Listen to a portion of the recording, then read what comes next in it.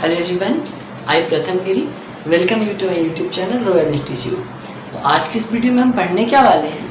आज की इस वीडियो में हम क्लास 7 की ज्योग्राफी का चैप्टर 1 स्टार्ट करने वाले हैं, जिसका नाम है इन्वायरमेंट।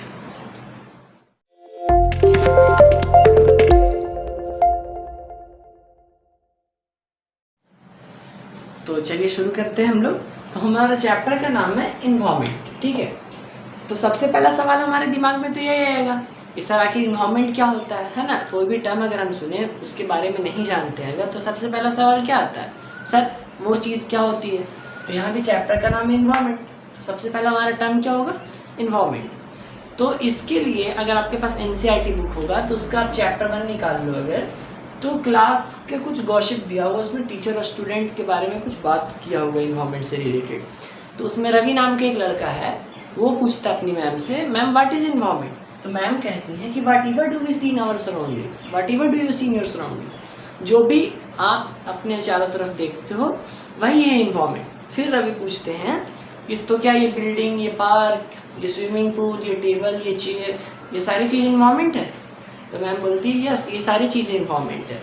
फिर मैम आगे जाके थोड़ी सी और डिस्क्राइब करती हैं कि नेचुरल इन्वायरमेंट होता है, एक ह्यूमन मेड इन्वायरमेंट होता है। तो अब नेचुरल इन्वायरमेंट और ह्यूमन मेड इन्वायरमेंट समझने से पहले हम इन्वायरमेंट को समझ लेते हैं कि इन्वायरमेंट आखिर होता क्या है।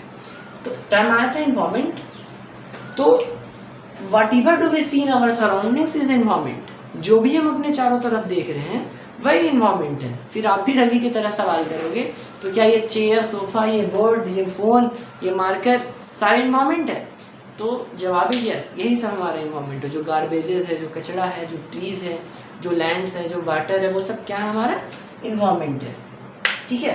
तो अगर इसको थोड़ा सा और इलेबोरेट करके हम समझें तो इसको ऐसे इलेबोरेट कर सकते हैं, जैसे सपोज हम सब ऑर्गेनिज्म है, लिविंग ऑर्गेनिज्म है, तो हमारे चारों तरफ कुछ लोग हैं, कुछ जगह है, कई बिल्डिंग्स हैं, कुछ पार्क्स हैं, कई एनिमल्स हैं, नेचर्स हैं, है ना। तो उन सब से हम क्या है, घिरे हुए हैं, यस। तो कोई भी लिविंग ऑर्गेनिज्म कुछ ना कुछ जगह से, कुछ लोगों से, है ना, किसी चीज़ से घिरा हुआ रहता है। तो ये जिससे घिरा हुआ है वही उस ऑर्गेनिज्म का इन्वायरमेंट कहलाता है। सपोज अभी मैं पूछूं मेरा इन्वायरमेंट क्या है, ये बोर्ड पेन है, ये मार्कर है, फ़ोन है ना। तो ये सब क्या है, मेरा इन्वायरमेंट हो जाएगा। आपका इन्वायरमेंट क्या है, जो भी आपके आसपास का क्षेत्र है, आपका हाउस हो गया, आप जिस पे बैठे हुए हैं, जिससे स्टडी कर रहे हो, बुक पढ़ रहे हो, तो वो सब क्या है, आपका इन्वायरमेंट है। आप उस इन्वायरमेंट में रह रहे हो, डैट इज कॉल्ड इन्वायरमेंट। तो हमारा इसका डिफिनेशन क्या हो जाएगा इन्वायरमेंट का, द प्लेस, पर्सन, थिंग्स और nature by which a living organism surrounds. जिस प्लेस से, जिस व्यक्ति से, जिस चीज़ से या जैसे नेचर से कोई लिविंग ऑर्गेनिज्म सराउंड करता है, घिरता है, उसी को हम क्या कहते हैं, उसका इन्वायरमेंट कहते हैं। That is called the environment of the living organism, ठीक है। अब इन्वायरमेंट के बारे में कुछ और डिटेल करें तो इन्वायरमेंट जो है हमारा लाइफ का बेसिक सपोर्ट होता है। Environment is our basic life support. Basic life support का मतलब आपको समझाने से पहले मैं सवाल करूंगा कि मैं आपसे अगर पूछूं कि आपको जिंदा रहने के लिए बेसिक चीज़ें क्या चाहिए, तो आपका आंसर क्या आएगा, सर एयर चाहिए, फूड चाहिए, वाटर चाहिए, this is our basic things, है ना। तो क्लोथ्स वगैरह भी है, बट बेसिक चीज़ अगर मैं बात करूँ तो क्या होगा, सबसे पहले एयर, फूड एंड वाटर। तो ये हमें कहाँ से मिलती है, ये हमें इन्वायरमेंट से ही मिलती है। तो environment is our basic life support. यानी बेसिक लाइफ सपोर्ट का क्या मतलब हुआ, इससे हमें एयर मिलता है, फूड मिलता है, वाटर। एक बार रिकॉल कर लेते हैं हम कि इन्वायरमेंट क्या था, जो भी हम आसपास देख रहे थे उसको इलेबोरेट करके हम लोगों ने समझा। जिस चीज़ से, जिस जगह से, जिस व्यक्ति से, जिस नेचर से कोई लिविंग ऑर्गेनिज्म घिरता है, सराउंड होता है, उसी को हम क्या कहते हैं, उसका इन्वायरमेंट कहते हैं। इन्वायरमेंट क्या है, हमारा बेसिक लाइफ सपोर्ट है। यानी यहाँ से हमें एयर मिलती है, फूड मिलते हैं, वाटर मिलते हैं। अब हमारा नेक्स्ट टॉपिक है अभी का कंपोनेंट्स ऑफ इन्वायरमेंट। कंपोनेंट्स पढ़ेंगे, तो लेट्स स्टार्ट आवर कंपोनेंट्स। चलिए आगे देखिए। तो हमारा नेक्स्ट टॉपिक है कंपोनेंट्स ऑफ इन्वायरमेंट। तो स्टार्ट करते हैं कंपोनेंट्स पढ़ना। बुक निकाल लोगे अगर, पेज नंबर 2 हमारा आप निकाल लोगे चैप्टर 1 का, तो उसमें ड्राइंग बनाया हुआ होगा, ठीक है। यहाँ कंपोनेंट्स लिखा होगा, इधर नेचुरल, इधर ह्यूमन मेड और नीचे ह्यूमन दिया होगा। उसको अगर आप ध्यान से देखो तो पहले आप समझो कंपोनेंट्स होते क्या है। कंपोनेंट्स मतलब होते हैं तत्व। तत्व मतलब सर सपोज मैं कहूँ हम किससे मिलके बने हुए, तो हम सेल से बने हुए, तो हमारा कंपोनेंट क्या हो गया, हमारा कंपोनेंट सेल हो गया। तो कंपोनेंट्स ऑफ इन्वायरमेंट, इन्वायरमेंट अब किस चीज़ से मिलके बना हुआ है, तो देखिए अपने आसपास आप देख लिए, एक बार देख लो। आपको क्या क्या दिखता है? पहले बात तो आपको ज़मीन, हवा, पानी, यही सब होगा। फिर टेबल, सोफ़ा, चेयर, घर, स्कूल्स, यही सब दिख रहे होंगे। तो ये सब क्या है? What are these? ये सब क्या होते हैं? ठीक है, तो जो आपको हवा, पानी, ज़मीन, ये सब दिख रहा है, वो सब नेचुरल थिंग्स होती हैं। ठीक है, जो टेबल, सोफ़ा, चेयर, ये सब बिल्डिंग्स वगैरह दिख रही हैं, वो क्या है? हमारा ह्यूमन मेड्स। ये बनाया किसने? ह्यूमन ने बनाया है। और आप खुद को देख लो, एक समाज को देख लो, एक धर्म को देख लो, एक रिलीजन को देख लो, कंट्रीज वगैरह को देख लो, तो ये सब क्या खुद ह्यूमन ने बनाया। ये ह्यूमन है खुद। ठीक है, this is self human, human खुद है। यानी कंपोनेंट्स कितने होते हैं इन्वायरमेंट के? मुख्य रूप से there are 3 major components of an environment. Environment के मेजर कंपोनेंट्स कितने हैं? 3। कौन कौन है? हमारा नेचुरल है, ह्यूमन मेड है, and the third one is self human. Human खुद है, ह्यूमन खुद है। नेचुरल क्या? तो नेचुरल थिंग्स, जो भी नेचर ने बनाई है थिंग्स, जो भी नेचुरल थिंग्स है। नेचुरल थिंग्स में क्या क्या आती है? सर हमारा एयर आ जाता है, वाटर आ जाता है, लैंड आ जाता है, लिविंग ऑर्गेनिज्म, जिसमें आपका लिखा होगा बुक में कि एयर को एटमॉस्फेयर, वाटर को हाइड्रोस्फेयर, लैंड को लिथोस्फेयर और लिविंग ऑर्गेनिज्म को बायोस्फेयर ब्रैकेट में दिया होगा। उसको हम आगे जाके पढ़ेंगे। फिर ह्यूमन मेड इन्वायरमेंट क्या होते हैं? जो ह्यूमन ने बनाया है, जो इन्वायरमेंट ह्यूमन ने बनाया है। तो ह्यूमन मेड थिंग्स जितने भी हैं, वो कौन सी क्रिएशन करती है? वो क्या क्रिएट करती है? वो ह्यूमन मेड इन्वायरमेंट क्रिएट करती है। जैसे बिल्डिंग्स है, तो गॉड ने तो नहीं बना के भेजा ना, वो हमने बनाया, वो ह्यूमन मेड है। रोड्स है, तो ह्यूमन मेड इन्वायरमेंट है। पार्क हो गया, ये सब कौन सी इन्वायरमेंट है? Human made. और बहुत सारे एग्जाम्पल है, ब्रिज है, इंडस्ट्री है, मॉन्यूमेंट्स है, ये सब क्या एग्जाम्पल हो गया हमारा ह्यूमन मेड इन्वायरमेंट का। The third one that is self human. Human खुद इन्वायरमेंट का काम कैसे करता है? इन्वायरमेंट होने का काम, क्योंकि जैसे कोई इंडिविजुअल है, इंडिविजुअल मतलब क्या होता है? कोई सिंगल, अकेला है कोई ह्यूमन, तो वो खुद इन्वायरमेंट किसी न किसी क्रिएट कर रहा है, कोई ना कोई किसी के लिए इन्वायरमेंट क्रिएट कर रहा होगा। किसी की फैमिली है तो वो भी इन्वायरमेंट क्रिएट कर रही होगी। कम्युनिटी, समाज है ना, रिलीजन, धर्म, धर्म कौन बनाता है? धर्म भी एक हमारे इन्वायरमेंट ही क्रिएट हो जाता है, बट बनाता कौन? ह्यूमन। तो ह्यूमन खुद है। रिलीजन क्या है? खुद ह्यूमन है। फिर एजुकेशनल जो बनाता है, किस कौन बनाता है? ह्यूमन बनाता है। तो ह्यूमन खुद कंपोनेंट है इन्वायरमेंट का। तो कंपोनेंट्स ऑफ इन्वायरमेंट हमने क्या क्या समझा? कंपोनेंट्स कितने होते हैं? मुख्य रूप से 3 होते हैं, natural, human made and human. Natural क्या क्या होते हैं? Air, water, land, living organism. जिसमें एयर को क्या कहते हैं? एटमॉस्फेयर कहते हैं, वाटर को हाइड्रोस्फेयर, लैंड को लिथोस्फेयर और लिविंग ऑर्गेनिज्म को क्या कहते हैं? बायोस्फेयर कहते हैं। अब ह्यूमन मेड हमने इन्वायरमेंट समझो, जो ह्यूमन खुद बनाते हैं। तो ह्यूमन क्या क्या बनाते हैं? बिल्डिंग्स, रोड्स, पार्क, मॉन्यूमेंट्स, ये सब कौन बनाते हैं? ह्यूमन खुद बनाते हैं। थर्ड था हमारा ह्यूमन। ह्यूमन क्या होता है? ह्यूमन जैसे खुद इंडिविजुअल हो गया, वो उसकी फैमिली हो गई, कम्युनिटी हो गई, रीजनल हो गई, एजुकेशनल हो गई, कम्युनिटी हो गया। तो ये सब क्या है? हमारा कंपोनेंट्स है इन्वायरमेंट के। ठीक है, तो अब हम लोग अपना नेक्स्ट टॉपिक देखते हैं आज का। तो हमारा नेक्स्ट टॉपिक है आज का नेचुरल इन्वायरमेंट। ठीक है, तो नेचुरल इन्वायरमेंट क्या होता है? मैंने समझाया आपको कि जो भी चीज़ नेचर के द्वारा बनाई गई है, वो जब इन्वायरमेंट बनाती है तो उसको हम क्या कहते हैं? नेचुरल इन्वायरमेंट कहते हैं। अब नेचुरल इन्वायरमेंट क्या हो सकता है? वो 2 तरीके से हो सकता है, बायोटिक भी हो सकता है, अबायोटिक भी हो सकता है। सर अब ये बात आती है, बायोटिक क्या होता है, अबायोटिक क्या होता है? दोनों में थोड़ा सा कन्फ्यूजन है। सर क्या होता है बायोटिक? आपने नहीं सुना होगा तो अच्छी बात है। देखिए, बायोटिक उसको कहते हैं जिसके पास लाइफ होती है, अबायोटिक किसको कहते हैं? जिसके पास लाइफ नहीं होती है। तो बायोटिक किसको कहते हैं? जिसके पास लाइफ होती है। अबायोटिक जिसके पास लाइफ नहीं होती है। तो जो नेचुरल इन्वायरमेंट है वो दोनों तरह का हो सकता है, बायोटिक एंड अबायोटिक। अब बात आती कैसे सर? नेचुरल इन्वायरमेंट, नेचर तो जो भी देख रहे हैं सब में लाइफ है। नहीं, आप अगर ध्यान से देखो तो अगर लैंड दिखता है आपको, वाटर दिखता है, एयर दिखता है, इन सबों में तो लाइफ नहीं है ना, तो ये अबायोटिक हो गए। और प्लांट्स एंड एनिमल्स क्या हो गए? हमारे बायोटिक हो गए। ठीक है, लैंड, वाटर, एयर क्या हुआ? अबायोटिक हो गए, और प्लांट्स एंड एनिमल्स क्या होंगे? बायोटिक हुए। इस तरह से हम क्या कह सकते हैं कि नेचुरल इन्वायरमेंट 2 तरीके के हो सकते हैं, बायोटिक भी हो सकते हैं और अबायोटिक भी हो सकते हैं। ठीक है, तो बायोटिक में हमने कौन कौन देखा? प्लांट्स एंड एनिमल्स देखा। अबायोटिक में कौन कौन देखा हम लोगों ने? लैंड, वाटर, एयर, ये सब देखा। ठीक है, तो अब नेचुरल इन्वायरमेंट के अगर डिफिनेशन का ग्रुप बोले तो कैसे बनता है natural environment? Land, water, air, plants and animals comprises natural environment. क्या मिलके नेचुरल इन्वायरमेंट बनता है? Land, water, air, plants, animals, ये सब मिलके क्या बनाते हैं? हमारे नेचुरल एनवायरनमेंट बनाते हैं। अब हम आपके बुक में अलग अलग करके दिया हुआ है, land lithosphere, water hydrosphere, air atmosphere, plants and animals biosphere, ठीक है। तो उसको अलग अलग करके पढ़ेंगे। पहला हमारा क्या है, लैंड लिथोस्फीयर, ठीक है। तो लिथोस्फीयर क्या है, व्हाट इज लैंड? तो आप अर्थ पे हो, तो अर्थ का जो क्रस्ट है, अर्थ का क्रस्ट क्या सॉलिड पार्ट है, क्रस्ट क्या होता है सर, ऊपर वाला पार्ट, ये जो अर्थ है ना ये ऊपर वाला पार्ट, ये क्रस्ट है इसका।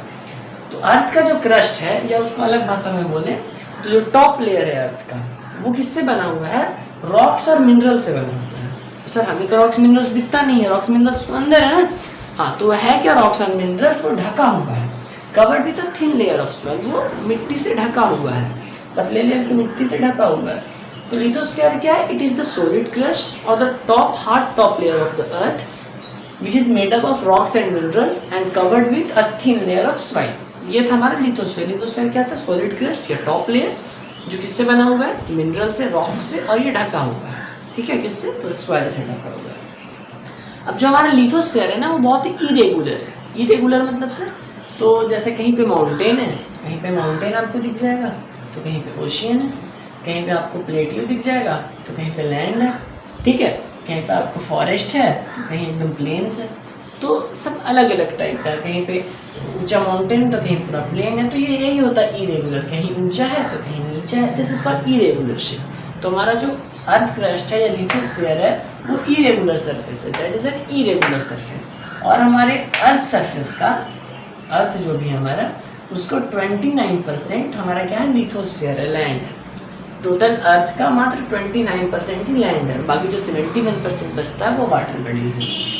हाँ तो अब लैंड के बारे में, तो लैंड के बारे में थोड़ा आगे जाने लिथोस्फीयर के बारे में। तो लिथोस्फीयर सर करता क्या है हमारे लिए, what lithosphere do for us? तो लिथोस्फीयर हमारे लिए ग्रास लैंड प्रोवाइड करता है, घास के मैदान प्रोवाइड करता है, किस लिए, ग्रेजिंग के लिए, ऑफ कोर्स। फॉरेस्ट है, लैंड है, किसके किसके लिए लैंड है, एग्रीकल्चर के लिए लैंड है, ह्यूमन के काम के लिए लैंड है, इन सब के लिए क्या हमारा लिथोस्फीयर। तो एक बार अगर रिकॉल करते हैं तो नेचुरल एनवायरनमेंट दोनों तरह का हो सकता है, बायोटिक एंड अबायोटिक। जिसमें लाइफ होगा वो बायोटिक, जिसमें लाइफ नहीं वो अबायोटिक। बायोटिक में क्या क्या है, प्लांट्स एनिमल्स, अबायोटिक में लैंड, वाटर, एयर। हम लैंड को पढ़ रहे थे कि लिथोस्फीयर। लिथोस्फीयर क्या था, सॉलिड क्रस्ट था, टॉप लेयर था, जो कि रॉक्स और मिनरल से मिलकर बना हुआ है, बट ये ढका हुआ है, पतले लेयर ऑफ सॉइल से ढका हुआ है। ये बहुत इरेगुलर है सरफेस में, कहीं ऊंचा है, कहीं नीचा है, कहीं माउंटेन है, कहीं प्लेन्स है। और अर्थ सरफेस का 29% ही हमारा लिथोस्फीयर है। लिथोस्फीयर करता क्या हमारे लिए, प्रोवाइड करता है हमें ग्रासलैंड, फॉरेस्ट, लैंड क्या प्रोवाइड करता है एग्रीकल्चर के लिए, ह्यूमन सेटलमेंट्स के लिए, और भी बहुत सारे काम आती है हमारा लिथोस्फीयर का। अब हम आगे देखेंगे हाइड्रोस्फीयर। तो चलिए हाइड्रोस्फीयर पढ़ते हैं। तो हम देखते हैं हमारा next topic, that is hydrosphere. अभी मैंने आपको लिथोस्फीयर पढ़ाया, अभी आपको मैंने बताया था कि वाटर का जो डोमेन है उसको हाइड्रोस्फीयर कहते हैं। अब उसको थोड़ा हम डिटेल में पढ़ें, ठीक है। तो सबसे पहला हमारा टर्म आता है hydrosphere. Sir what is hydrosphere? Hydrosphere होता क्या है, ठीक है। तो जो भी डोमेन है वाटर का, वाटर जहाँ जहाँ आपको मिलता है वो हमारा क्या होता है, हाइड्रोस्फीयर। तो domain of water is called hydrosphere. Domain of water is called hydrosphere. अब डोमेन का मतलब आपको नहीं समझ में, जैसे अर्थ है, कहीं पाउंड होगा, कहीं वेल होगा, कहीं ओशियन है, कहीं सी है, कहीं रिवर है, कहीं लेक्स है। तो ये सब क्या वाटर के डोमेन है। तो यही सब क्या कहलाता है, हाइड्रोस्फीयर कहलाता है। अब जो हमारा अर्थ सरफेस है उसका हमने क्या देखा, 21% लगभग लैंड है, सॉरी 29% लैंड है, और बचा कितना, 71%। तो 71% अर्थ सरफेस का क्या है हमारा, वाटर है, हाइड्रोस्फीयर है। 29% क्या था, लिथोस्फीयर। तो 71% हो जाएगा हमारा हाइड्रोस्फीयर। तो अर्थ सरफेस का 71% हाइड्रोस्फीयर है।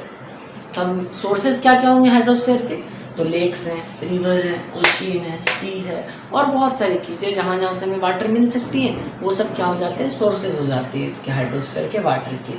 अब वाटर है तो वाटर बोलते हैं ना, वाटर इज लाइफ, वो थिंग यहाँ भी अप्लाई है कि water is compulsory for all living organism. जितने भी लिविंग ऑर्गेनिज्म हैं सबके लिए क्या जरूरी है, वाटर जरूरी है। लैंड तो जरूरी है ही, कि हमने पहले ही पढ़ा है कि इन्वायरमेंट क्या है हमारा, बेसिक लाइफ स्ट्रक्चर क्रिएट करता है, वाटर, लैंड, एयर यहीं से मिलता है। तो लैंड भी जरूरी है, बहुत जरूरी है। वाटर तो और भी ज़्यादा कंपल्सरी है, विदाउट वाटर नहीं रह सकते हम लोग। तो it is compulsory for all living organism, जितने भी लिविंग ऑर्गेनिज्म हैं सबके लिए कंपल्सरी है ये। नेक्स्ट टॉपिक है हमारा एटमॉस्फेयर। एटमॉस्फेयर अब क्या होता है, तो हमने ब्रैकेट में समझा था कि जब एयर आया तो उसके जगह पे हम लोगों ने एटमॉस्फेयर समझा था। तो एटमॉस्फेयर समझिए क्या होता है। अर्थ है हमारा, तो अर्थ के चारों तरफ एयर का ब्लैंकेट है, ठीक है, मतलब एयर का एक लेयर है, अर्थ के चारों तरफ एयर का लेयर, ये सब क्या है, एयर का लेयर है, तो इसी को एटमॉस्फेयर कहते हैं। तो thin layer of air which surrounds the earth is called atmosphere. तो आपको कहीं कहीं ऐसे भी मिलेगा, blanket of air that surrounds the earth is called atmosphere. अब फिर आपके दिमाग में एक सवाल आ सकता है कि सर एयर है तो एयर तो उड़ जाना चाहिए ना, एयर फिक्स क्यों है, रुका हुआ क्यों है, ये क्यों बना ले रहा है, ब्लैंकेट से क्यों बना लेता है, क्यों सराउंड कर देता है? क्योंकि अर्थ के पास एक स्पेशल फोर्स है जिसको हम ग्रेविटेशनल फोर्स कहते हैं। अभी ग्रेविटेशनल फोर्स क्या है सर, तो ग्रेविटेशनल फोर्स अर्थ के पास एक ऐसा फोर्स है जो किसी भी ऑब्जेक्ट को अर्थ से दूर नहीं जाने देती है। मतलब सपोज मैंने ये पेन फेंका, ये पेन वापस से नीचे आया, क्यों आया, क्योंकि अर्थ ने इसको खींचा, ऊपर क्यों नहीं चला गया। अब जैसे आगे आप जाके पढ़ोगे, न्यूटन नाम के एक साइंटिस्ट आएंगे, तो उन्होंने कैसे ऑब्जर्व किया था इसको, वो एप्पल के ट्री के नीचे बैठ के कुछ पढ़ रहे थे। तो जब पढ़ रहे थे तो एक एप्पल फ्रूट टूट के गिर गया नीचे ज़मीन पे। तब वो लगे सोचने क्या कि ये फ्रूट नीचे क्यों गिरा, ऊपर क्यों नहीं चला गया। तब उन्होंने ये आविष्कार किया था ये ग्रेविटेशनल फोर्स का, ठीक है। तो ग्रेविटेशनल फोर्स क्या होता है, अर्थ का एक फोर्स होता है जो एटमॉस्फेयर को अपने तरफ खींच के रखता है पूरा, ठीक है। एटमॉस्फेयर को अपनी तरफ क्या करके रखता है, खींच के। ये सिर्फ एटमॉस्फेयर को ही नहीं रखता, हमें भी खींच के रखता है। हम जंप करते हैं तो वापस से नीचे आ जाते हैं, या कोई भी ऑब्जेक्ट जब थ्रो होता है तो ऊपर तो नहीं ना चला जाता है, जैसे बॉल थ्रो हुआ तो ऊपर तो नहीं चला जाता, वो फिर से नीचे आ जाता है। वो किसके कारण होता है, वो ग्रेविटेशनल फोर्स के कारण होता है, ठीक है। अब बात करते हैं तो अर्थ हमारे लिए करता क्या है, तो अर्थ बोल रहा हूँ, एटमॉस्फेयर हमारे लिए करता क्या है। तो एटमॉस्फेयर हमें हार्मफुल जो रेज आती हैं सन से ना, उनसे प्रोटेक्ट करता है। प्रोटेक्ट फ्रॉम अस हार्मफुल रे, जो भी जैसे सन है हमारा, तो सन से बहुत ज़्यादा हार्मफुल किरण आती है, बहुत ज़्यादा हार्मफुल रेज, तो उससे प्रोटेक्ट करता है, उसको अपने अंदर ऑब्जर्व कर लेता है। और जो भी हीट आती है, सन से बहुत ज़्यादा हीट है तो उसको क्या करता है, अपने अंदर सोख लेता है पूरा, जिसकी वजह से हमें हीटिंग कम मिलती है या ना के बराबर मिलती है। जितने भी हीट मिल रही है वो समझिए ना के बराबर है। अगर सन का पूरा हीट आ गया तो शायद अर्थ पे भी लाइफ एग्जिस्ट नहीं होगी, अगर एटमॉस्फेयर नहीं होता तो एटमॉस्फेयर हमने समझा क्या था, atmosphere is a blanket of air that surrounds the earth. Atmosphere क्या होता है, एयर का ब्लैंकेट होता है जो अर्थ के चारों तरफ घिरा होता है। और अर्थ के चारों तरफ एयर क्यों है, ग्रेविटेशनल फोर्स के कारण है। ये करता क्या है, तो सूर्य से जितने भी हार्मफुल रेज आती हैं तो उसको रोक लेता है ना, और हीट को एब्जॉर्ब कर लेता है अपने आप में। ये था हमारा एटमॉस्फेयर। अब नेक्स्ट टॉपिक हम करने वाले हैं अभी बायोस्फीयर। तो चलिए देखते हैं हम अपना नेक्स्ट टॉपिक। हमारा नेक्स्ट टॉपिक है आज का बायोस्फीयर, ठीक है। हम लोगों ने लिथोस्फीयर पढ़ा, हाइड्रोस्फीयर पढ़ा, एटमॉस्फेयर पढ़ा। अब नेक्स्ट है बायोस्फीयर। बायोस्फीयर मैंने भी आपको थोड़ी देर पहले बताया था, क्या बताया था कि प्लांट्स एंड एनिमल्स, है ना, ये जो भी लिविंग वर्ल्ड होते हैं वहीं से मिलकर क्या बनाते हैं, बायोस्फीयर बनाते हैं। तो अगर इसके डिफिनेशन की बात करें तो बायोस्फीयर क्या होता है सर, तो ये अर्थ पे एक नैरो जोन होता है जहाँ पे एयर, वाटर और लैंड तीनों कांटेक्ट करते हैं। मतलब नहीं समझ में, सर समझिए। अब पहले आप एक सवाल का जवाब बताइए कि आप कहाँ रहोगे, जहाँ पे एयर होगा, जहाँ पे वाटर होगा, जहाँ पे लैंड होगा, या जहाँ पे तीनों होगा। तो आपका आंसर ऑप्शन नंबर बी होगा कि जहाँ पे तीनों होगा। यस और नो, कि जहाँ पे एयर, वाटर, लैंड तीनों होगा, तो वही होता है बायोस्फीयर। हम रहते हैं कहाँ, बायोस्फीयर में, जहाँ एयर, लैंड और वाटर तीनों चीज़ है। तो बायोस्फीयर क्या, एक नैरो जोन है अर्थ पे जहाँ पे लैंड, एयर और वाटर इंटरेक्ट करते हैं एक दूसरे से। जैसे आप इस वेन डायग्राम से समझिए, ये हमारा लैंड है, ये एयर है और ये वाटर है। अगर हम आप इसमें पूछें कि ऐसा क्षेत्र बताइए जहाँ पे लैंड, एयर और वाटर तीनों हैं, तो अब अगर आप ढूंढोगे तो आपको ये वाला ऑप्शन दिखेगा, ये वाला सर्कल। इसमें क्या है, इसमें आपका देखिए लैंड भी है, एयर भी आ जा रहा है और वाटर भी आ जा रहा है। तो यही समझिए हमारा बायोस्फीयर है। ये क्या है, बायोस्फीयर। तो बायोस्फीयर क्या हुआ, एक नैरो जोन हुआ जहाँ पे लैंड, एयर, वाटर तीनों कांटेक्ट में आते हैं। और जब तीनों कांटेक्ट में आएंगे तो लाइफ कहाँ पॉसिबल हो पाएगा, सिर्फ और सिर्फ बायोस्फीयर में। सिर्फ अकेले एटमॉस्फेयर है अर्थ पे तो भी लाइफ नहीं है, सिर्फ लिथोस्फीयर है तो भी लाइफ नहीं है, सिर्फ हाइड्रोस्फीयर है तो भी लाइफ नहीं है। तीनों का इंट्रैक्शन होना चाहिए, तीनों में तालमेल होना चाहिए, तीनों का प्रेजेंसी होना चाहिए। और तीनों का अगर प्रेजेंट हो जाएंगे तो उसको हम लोग क्या नाम दे देंगे, बायोस्फीयर। बायो नहीं होता ये लाइफ, ठीक है, बायोस्फीयर, ठीक है। तो बायोस्फीयर क्या होगा, एक नैरो जोन हुआ अर्थ पे जहाँ पे लैंड, एयर, वाटर तीनों इंटरेक्ट करते हैं। और लाइफ कहाँ एग्जिस्ट होता है, तो सिर्फ और सिर्फ बायोस्फीयर। उम्मीद है आपको बायोस्फीयर अच्छे से क्लियर हो चुका होगा। नेक्स्ट टॉपिक है आपके बुक का इकोसिस्टम, ठीक है। अब इसमें भी कुछ बातें दी हुई हैं, स्टूडेंट्स बातें कर रहे हैं कुछ इकोसिस्टम से रिलेटेड। जैसे उन्होंने डिजर्ट का एग्जांपल दिया है, तो डिजर्ट में आपके कैमल्स वगैरह मिलते हैं। तो इकोसिस्टम और समझने का प्रयास करिए क्या होता है। आप अभी जहाँ बैठे हुए हो तो आप क्या करोगे, आपको अगर किसी चीज़ की ज़रूरत है तो आप आसपास में जाओगे, मेरे पास तो नहीं आओगे ना, जो भी आपके आसपास चीज़ें होंगी उसको यूज़ करोगे। तो इकोसिस्टम वही क्रिएट करता है। जैसे मैं हूँ और मेरे बगल में मान लीजिए कोई है, तो अगर मुझे किसी चीज़ की ज़रूरत होगी तो मैं किससे मांगूंगा, आपसे नहीं मांगूंगा, अपने बगल वाले से मांगूंगा। जो भी मेरे लिए इमीडिएट रिसोर्स होगा उससे मांगूंगा, इमीडिएट इन्वॉल्वमेंट होगा। तो इकोसिस्टम क्या होता है, रिलेशनशिप होता है। कोई लिविंग ऑर्गेनिज्म में, जैसे मुझ में और मेरे बगल वाले में, जिससे हम कुछ हेल्प लेंगे उनमें कुछ ना कुछ रिलेशन हो जाएगा जब हेल्प ले लिए तो।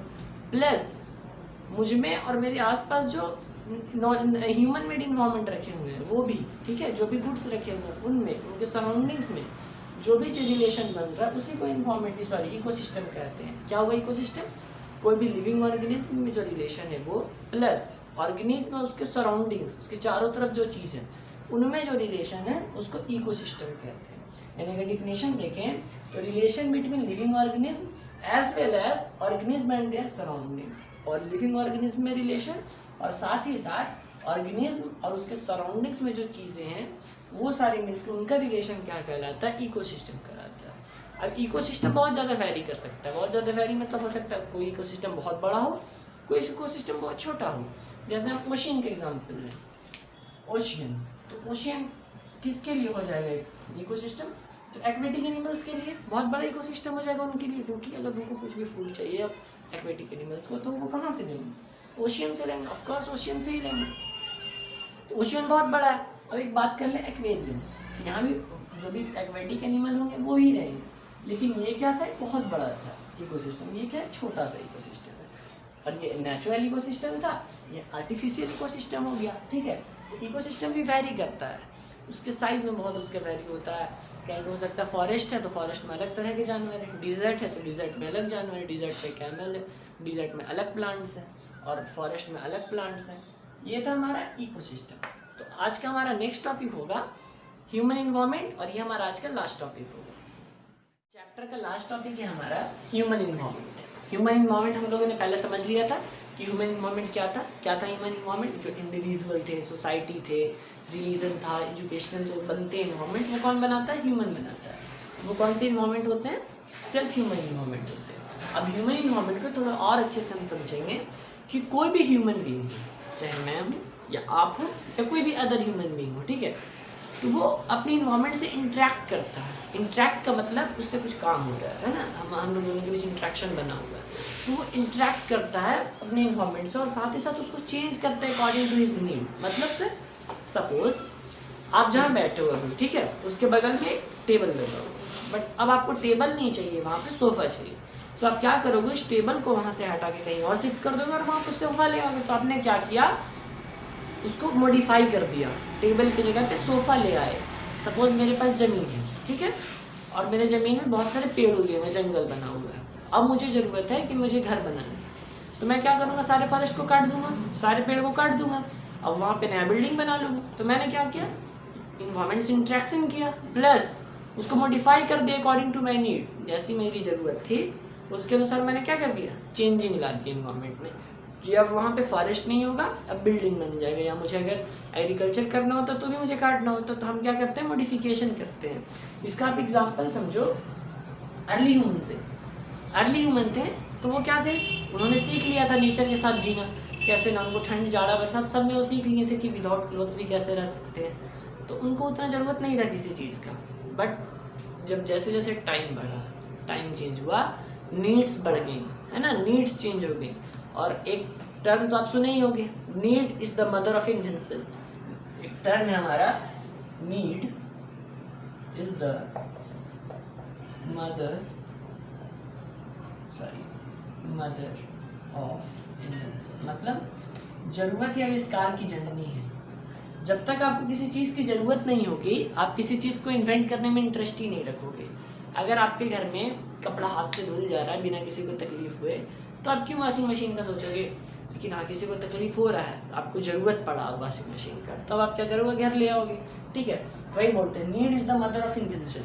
तो जैसे जैसे अर्ली ह्यूमंस की नीड बढ़ी तो उन्होंने बहुत सारा चीज़ सीखा, जैसे फसल उगाना सीखा। तो फसल उगाना सीखा तो अब उसके लिए तो भाई खेत चाहिए, फील्ड चाहिए।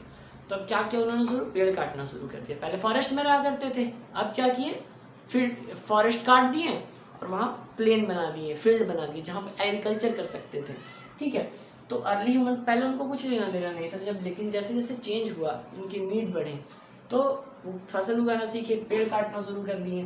धीरे धीरे बार्टर सिस्टम भी आ गया। बार्टर सिस्टम क्या था, मतलब अब जैसे आपके फ्रेंड के पास ब्लू पेन, आपके पास ब्लैक पेन है और आपके फ्रेंड को ब्लैक पेन की ज़रूरत है और आपको ब्लू, तो आप लोग क्या कर लोगे, एक दूसरे से एक्सचेंज कर लोगे। सपोज मेरे पास ये मार्कर है और आपके पास कोई बुक है, तो मैं क्या बोलूँगा कि आप ये मार्कर ले लो और वो बुक मुझे दे दो अगर आपको इसकी ज़रूरत हो। तो यही होता है बार्टर सिस्टम, एक ऐसा ट्रेड जिसमें goods are exchange without money. इसमें मनी का कोई भी लेना देना नहीं होता, बट एक माप तौल होता है। जैसे मैं आपके पास गोल्ड है, मेरे पास राइस है, तो ऐसा नहीं है कि आप मुझे 1 किलो गोल्ड दे दो मैं 1 किलो राइस दे दूंगा, ऐसा नहीं।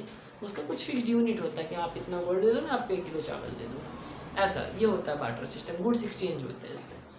बार्टर सिस्टम के बाद अब कम्युनिकेशन सिस्टम बहुत ज़्यादा बढ़ गया, ट्रांसपोर्टिंग बढ़ गया, कम्युनिकेशन बढ़ा। पहले लेटर से जाता था, अब स्मार्टफोन हो गया। पहले किसी को इन्वाइट करना है तो लेटर भेजते थे तो 1 मंथ लग जाता था। अब क्या है, अब 1 सेकंड में फोटो क्लिक करते हैं, व्हाट्सएप पे चला जाता है। तो बहुत ज़्यादा चेंजिंग आया, रिवोल्यूशन आया, ट्रांसपोर्टिंग में आया। पहले जाना होता था पैदल, फिर बैलगाड़ी आया, अब तो ऐसा है कि एरोप्लेन से चले जाते हैं, तुरंत चले जाते हैं कहीं, है ना। तो ये सब क्या है, हमारा डेवलपमेंट हुआ। डेवलपमेंट कैसे हुआ, क्योंकि टाइम बढ़ा, और टाइम बढ़ा तो नई नई ज़रूरतें आई, नए नए चेंजेस आए। और जब चेंजेस आए तो इन सभी को अगर आप कंक्लूड करोगे तो चाहे हम एग्रीकल्चर सीखें या गाड़ी चलाना सीखें, तो उन सब में कहीं ना कहीं इन्वायरमेंट को हम लोगों ने डैमेज किया, इन्वायरमेंट को चेंज किया, है ना। इन्वायरमेंट से इंटरेक्ट करके उनको मॉडिफाई कर दिया। तो ये था ह्यूमन बींग्स का कुछ कहानी, ह्यूमन इन्वायरमेंट का कहानी कुछ। ठीक है, अब एक सवाल था आपसे मुझे मेरा कि आप एक बात बताओ कि आप गर्मी में तरबूज खाना पसंद करते हो, ठीक है, और ठंड में चाय या कॉफ़ी पीना पसंद करते हो।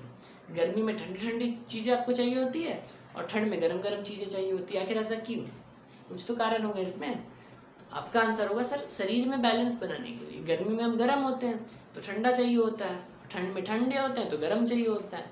ठीक वही चीज़ हमें अपने इन्वायरमेंट में भी रखना चाहिए, मतलब कि हमें ह्यूमन इन्वायरमेंट और नेचुरल इन्वायरमेंट दोनों में बैलेंस बनाना चाहिए।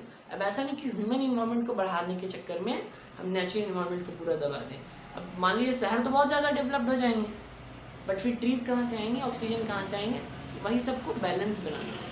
तो ये ह्यूमन की ड्यूटीज़ है, ये हमारी ड्यूटीज़ है, ये हमारा कर्तव्य है कि हम बैलेंस बना के रखें इन्वायरमेंट में, बैलेंस बना के रखें नेचर में, ताकि आगे जाके हमें कोई प्रॉब्लम ना हो। क्योंकि अगर इनबैलेंस हुआ तो बहुत ज़्यादा प्रॉब्लम हो जाती है। ठीक है, तो ये था हम लोगों का आज का लास्ट टॉपिक, ह्यूमन इन्वायरमेंट से रिलेटेड, हम लोगों ने काफ़ी अच्छे से समझ लिया। इस चैप्टर का NCERT सॉल्यूशंस वीडियो अपलोड कर दिया गया है चैनल पे, आप जाके देख सकते हो वहाँ पे। पहले आप ट्राई कर लेना खुद से, फिर जाके आप आंसर मिला सकते हो। Thank you for watching this video. जय हिंद, वंदे मातरम, भारत माता की जय।